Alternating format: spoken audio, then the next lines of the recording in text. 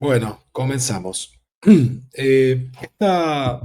etapa tiene más que ver justamente con el contexto, ¿no? De lo que fue ayer la marcha del orgullo gay. Es una de las reivindicaciones de una minoría que se siente en estas instancias por alguna parte, ¿no? Agraviada o afectada, y sin embargo la realidad es otra.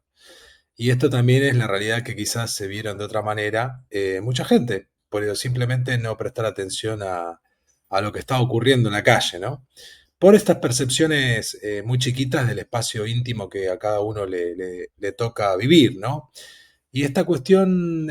como analistas, a nosotros siempre nos trae, la mayoría de las veces, sinsabores, porque uno trata de explicarle a los demás lo que estamos viendo con datos, con información que por ahí pasa por debajo del radar, también porque hay muy poca gente que se dedica quizás a hacer esto de una manera sencilla o clara y con esa honestidad intelectual que es una exigencia para que justamente no termine siendo un pasquín partidario, ¿no? O sea, hay verdadera vocación periodística y análisis político cuando realmente uno intenta equilibrar justamente la información con los deseos y por supuesto las identidades de cada uno. Y acá es cuando justamente vemos en esta bandera que no es igualitaria, sino que más que nada es cómo se distribuyó el peso de las fuerzas políticas en esta elección y que permite entender el objetivo del gobierno puede despejarse de algunos nubarrones sin que otros aparezcan o se mantengan, ¿no? Y esto tiene que ver un poco con el frente interno, lo que anticipabas un ratito, Clarita, respecto de ese equilibrio que tiene que hacer Milei en su triángulo de hierro, y por supuesto las vocaciones de cada uno de ellos, y además la poca experiencia de varios de sus referentes y personas que se han arrimado al poder y al ejercicio del poder, al complejísimo ejercicio del poder, para justamente llevar adelante esta segunda parte del primer mandato que pretende tener Javier Milei, ¿no? Porque ya anunció que va a buscar la reelección en 2027 y seguramente hoy en el bloque económico analicemos un poco esas perspectivas que tiene, un poco despejadas ahora con esta elección que era bastante crucial para un proyecto que busca hacer un cambio de paradigma. Y ese cambio de paradigma que busca La Libertad Avanza en la cabeza de Javier Milei, porque básicamente esta elección la ganó él justamente con el espaldarazo que le dio el gobierno de Estados Unidos por intermedio de Donald Trump y Scott Bessent, su ministro de Economía y secretario de Estado. Eh, ¿Por qué? Básicamente porque permite despejar la hoja de ruta de vencimientos de los próximos 2 años y, sin lugar a dudas, ofrece ahora al oficialismo un equilibrio mucho más plausible en ese Congreso en el cual justamente ya va a poder contar con ese tercio obturador de los vetos y por supuesto también la posibilidad de que no haya un juicio político o cuestiones que quieran intentar sacarlo a Milei del poder. Por esta debilidad que anunciábamos nosotros que era el principal desafío justamente antes de que ganara en el balotaje del 2023. ¿Por qué? Porque es un partido nuevo, porque iba a remar en dulce de leche o en bosta, y que tenía que justamente atajar problemas de índole política con un sistema político fragmentado, atomizado, con partidos políticos desdibujados, con un electorado cada vez más esquivo de la política, con un nivel de ausentismo en la participación cívica inédito, por lo menos de la vuelta de la democracia, y que esto que también veníamos anunciando en cada elección provincial a lo largo del año demuestra justamente que hay mucha gente que se quedó sin representación. No solamente aquellos que no lograron que sus candidatos ingresaran al Congreso Nacional, sino porque en un sistema en el cual se rompió el bipartidismo en la crisis de 2001, emergió una atomización en el 2003 que fue caótica y que por intermedio de una herramienta política como eran las PASO, se logró aglutinar en coaliciones más o menos cercanas desde el punto de vista de los objetivos políticos y que empezaron a tensionarse al punto de que estallaron. Como es el caso de Cambiemos barra Juntos por el Cambio, ¿no? O sea, hoy por hoy, cuando uno revisa los candidatos que quedaron afuera del Congreso, muchos eran aliados y socios políticos del PRO, ¿no? La situación terminal de la Unión Cívica Radical, fíjense que si pueden ver acá en la portada, está del lado derecho al lado chiquitito, chiquitito, y es una línea que casi no se ve. De hecho, en la resolución de pantalla no se ve. Y si pueden ver que dice UCR no llega al 1%, lo dejamos de ese lado porque la verdad es que no daba para el ancho de las líneas y por supuesto de la presencia. Pero está ahí, ¿eh? Está en morado, como franja morada, pero en este caso es un hilo morado.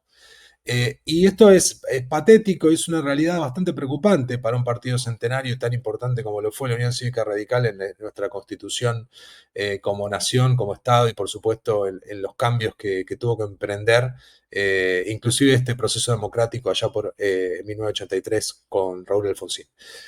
Esta situación terminal quizás pone de relieve que en la semana fue una jugada maquiavélicamente comunicacional de la Libertad Avanza, intentando decir que Lustó se quedaba fuera, que era el único, la única banca supuestamente en juego por el sistema DONT. La realidad es que no estaba cerca de quedarse afuera, pero de todas maneras demuestra lo patético en el estado en que está la Unión Cívica Radical en la Ciudad de Buenos Aires y a nivel nacional con la presidencia de este personaje que fue colocado como presidente del partido y sin trayectoria dentro de la Unión Cívica Radical, y que no refleja ni siquiera el interior del país ni las intendencias que sigue reteniendo el radicalismo. Pero sin embargo, en las alianzas que tuvo que emprender obligadamente, quizás por ese deterioro tan tremendo que comenzó en el Partido Centenario a partir del golpe de Estado que tuvo de la Rúa en el 2001 por parte de su propio partido, eh, y justamente con el peronismo en la cabeza de Eduardo Duhalde, hizo que en este momento sea de inexistencia casi total. Y es lo que le está pasando también al PRO, más que nada porque el PRO concilió la necesidad de apoyar políticamente e históricamente en la cabeza de su líder, Mauricio Macri, a la Libertad Avanza, en un momento tan crítico y sin embargo recibió por parte de la Libertad Avanza lo que era esperable desde el punto de vista de Niccolo Maquiavelo, que es la inevitable ocupación de toda esa fuerza política para poder ser justamente el único representante de ese espacio de derecha o de centro derecha. Y ahí es donde aparece justamente el cuestionamiento de nuestro punto de vista, lo que es la visión republicana de un país que se concibió federal, representativo y obviamente republicano, en el cual una división de poderes podría siempre evitar cualquier tipo de atisbo de autoritarismo,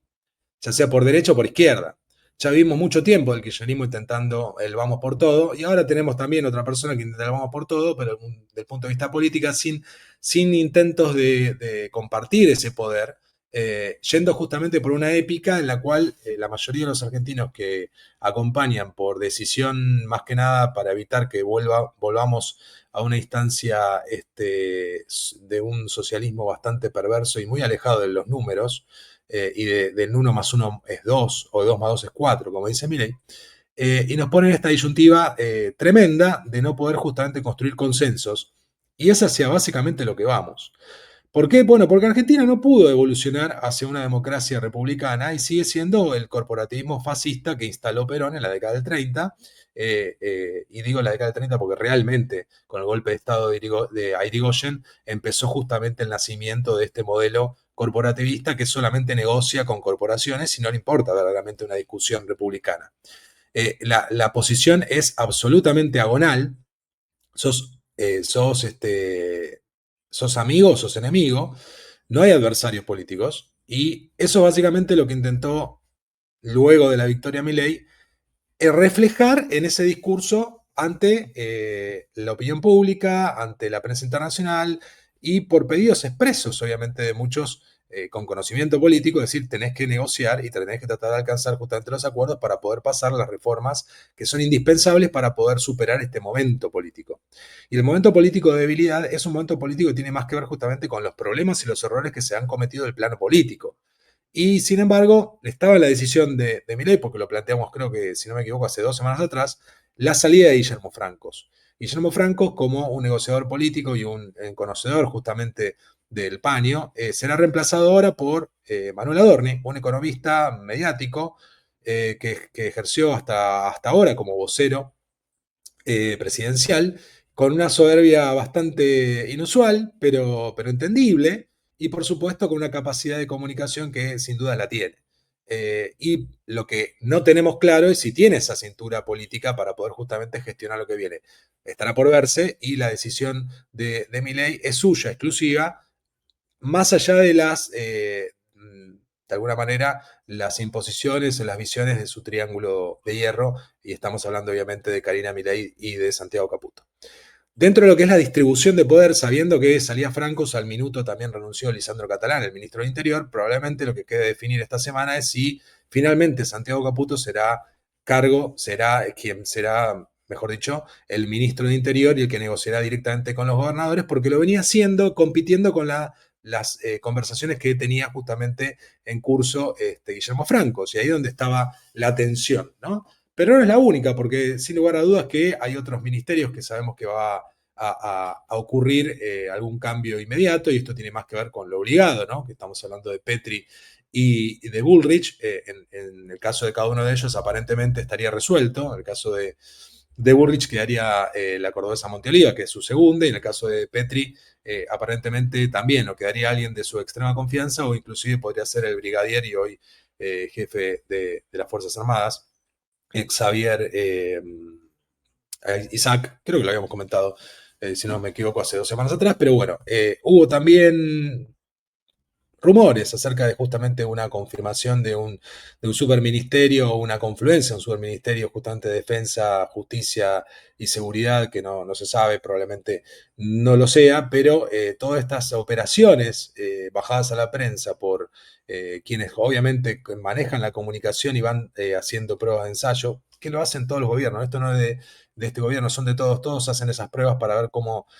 pica en la opinión pública y cómo los operadores periodísticos, hablo de operadores periodísticos porque saben que ellos directamente tienen la función de bajar esa línea que le dicen los funcionarios del gobierno, altos funcionarios del gobierno, o no, pero tienen obviamente llegada a la cúpula del poder, lo hacen con ese objetivo. Entonces, en este contexto, esta semana seguramente se termine de definir lo que va a ser el nuevo gabinete. Milei, en realidad, en una entrevista que tuvo muy buenas entrevistas esta semana. Yo creo que para destacar y que realmente me pareció sumamente interesante es la de casi una hora que tuvo con Antonio Laje. Creo que fue el lunes, si no me equivoco. Esa, si quieren, búsquenla porque realmente es muy jugosa y es muy clara. Y estuvo muy bien el presidente de la Nación aclarando varios puntos y cosas que hemos conversado, por supuesto, con ustedes por acá. Y también después tuvo otras con Rossi, con Feynman, y que también fueron interesantes. Pero al margen de esta cuestión de la aparición de un presidente intentando explicar en primera persona lo que viene, está claro que la visión de esta Libertad Avanza era obviamente la única que era posible, ¿no? O sea, dentro de la elección de no compartir el poder está también la decisión de arriesgarte a un vamos por todos, con lo que significa para el imaginario del elector no peronista, o por lo menos no kirchnerista, y por supuesto eso que implica también en la debilidad de tener que negociar cosas que pueden llegar a ser impuestas, ¿no? Sin lugar a dudas que del otro lado, de la otra vereda, hay una situación muy complicada en el panperonismo, en el cual quedó a las luces la debilidad que hoy tiene Cristina Fernández de Kirchner para intentar retener algo de poder. Y en esta retención violenta, que lo hace de una manera justamente destructiva hacia lo que construye y que destruye, le sembró varias bombas a Axel Kicillof, que intenta emerger justamente con quien se hará cargo de ese panperonismo, ¿no? Desde la gobernación de Buenos Aires, y con el acompañamiento de gran mayoría de los intendentes de la primera y tercera sección electoral, que son las que verdaderamente le dan los números, ¿no? Si no, no tendrían estos números ni siquiera a nivel país, porque gran parte de los gobernadores tienen un pragmatismo que lo hemos visto en la mesa de 24 distritos que tiene la República Argentina, 20 estaban sentados a la mesa que convocó Guillermo Franco y que recibió Javier Milei esta semana. Por lo tanto, para las reformas van a aceptar negociar y van a negociar, sin lugar a dudas. Y esto implica justamente para Kicillof una gran incertidumbre y un gran signo de interrogación respecto a las posibilidades que pueda llegar a tener de ser un competidor realmente potable para el 2027. La verdad que desde mi perspectiva no lo va a hacer. De mi perspectiva no tiene capacidad para hacerlo, más allá de que haya retenido un gran porcentaje de los votos del peronismo en la provincia de Buenos Aires y haya casi empatado. La diferencia fue de medio punto, pero sin embargo perdió con la Libertad Avanza y en manos del Colorado Santilli, que por segunda vez le gana en la provincia de Buenos Aires, y por supuesto que esto es un mérito quizás de él, quizás, y teniendo todo en contra, porque la verdad es lo que sucedió justamente con Espert y en una situación muy compleja, inclusive para la distribución de pesos, tanto entre la Libertad Avanza y el PRO, a nivel local, y justamente para llevar adelante una organización de fiscalización, realmente fue un inmenso desafío. Y por último, Provincias Unidas, como para cerrar esto y empezar ya con el programa. Provincias Unidas, en algunos casos algunos periodistas han hablado de provincias hundidas. No quedaban muchas opciones que mostrarse como una alternativa. El desafío era si se presentaban a esta elección o esperaban el turno. Si hubiera sido Durán Barba, probablemente quien los asesorara, le hubiera dicho pasen este turno, como lo hizo con Macri en el 2011, que le sugirió no enfrentarse a esa Cristina invencible luego bueno, en luto y con la reivindicación del rumbo kirchnerista en ese momento, que fue cuando habló del vamos por todo, y luego de la muerte, obviamente, de Néstor Kirchner. En ese momento Durán Barba le dijo a Macri, pasa este turno, no te conviene, y probablemente para Provincias Unidas hubiera sido lo mejor. Se arriesgaron y quedaron en una posición de debilidad para la negociación en este momento, justamente lo que queda del mandato de Milei. Por lo tanto, luego de haber obtenido casi nada, fíjense que está en celestito acá en la imagen, veremos cómo refrendan o cómo vuelven a intentar este camino, sabiendo que hay muchos gobernadores de allí que han tenido realmente una participación interesante en sus provincias para poder, obviamente, revalidar sus pesos locales. Así que veremos qué ocurre, pero bueno, era interesante hacer esta mención. ¿Por qué? Porque, bueno, fue un globo de ensayo, salió mal, claramente. Es el principio, veremos cómo continúa, pero sin lugar a dudas, Milei se encamina a un 2027 con mucha capacidad de poder retener la elección para reelegirse en un próximo mandato, y sin lugar a dudas lo que tendrá que despejar para adentro es esos ruidos políticos que hacen que la incertidumbre permanezca, por lo menos en el plano político, no en el plano económico, sin lugar a dudas, y tendrá que trabajar esos consensos para lograr sacar la reforma tributaria y la reforma laboral, que son las primeras y las indispensables.